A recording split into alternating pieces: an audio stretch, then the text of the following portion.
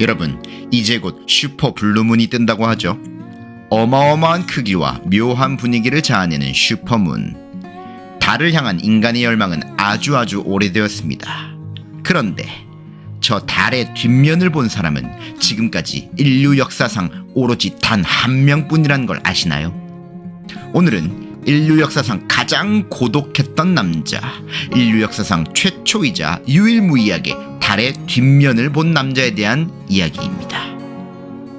1969년 전 세계가 주목하고 열광했던 인류가 최초로 달에 도착한 그날, 사람들은 달에 발을 내딛는 모습에 환호하며 그들을 영웅으로 불렀습니다. 인류 역사상 최초로 달에 발을 디딘 닐 암스트롱과 버즈 올드린. 하지만 거기엔 사람들에게 잊혀진 또 한 명의 우주인이 있었습니다.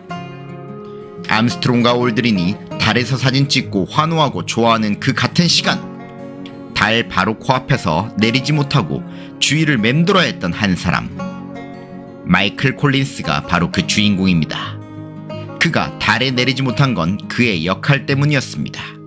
그의 임무는 남은 둘을 픽업하기 위해 우주선에 홀로 남아 달의 궤도를 따라 도는 일이었습니다. 그렇게 그는 달에 두 사람을 내려놓고 홀로 우주선에 타 달 주위를 돌기 시작했습니다. 그리고 드디어 인류 역사상 최초로 아무도 본 적 없고 아무도 간 적 없는 그곳, 달의 뒷면으로 가게 되었지요. 48분의 시간. 그 시간 동안 지구와의 통신도 끊겼습니다. 완벽한 고독.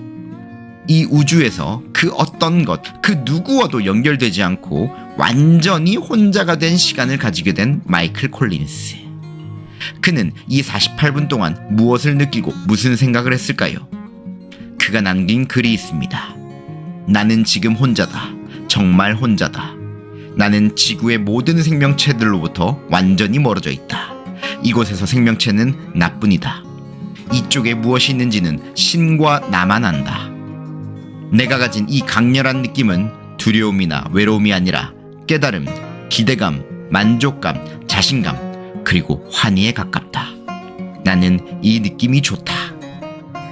그 완벽한 고독의 시간을 보낸 콜린스는 무언가 달라졌습니다. 그 고독의 시간은 그를 달라지게 만들었습니다. 지구로 돌아온 이 세 사람의 우주인에겐 아이러니한 인생이 펼쳐졌습니다.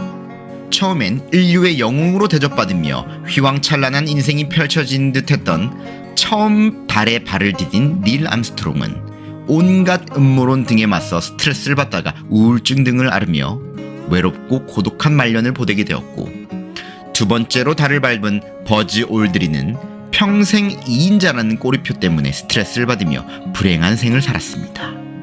하지만 달을 밟지도 못한 콜린스는 무척이나 아름다운 에세이를 쓰고 행복한 가정을 꾸리며 소소한 행복과 기쁨을 누리는 삶을 살았습니다.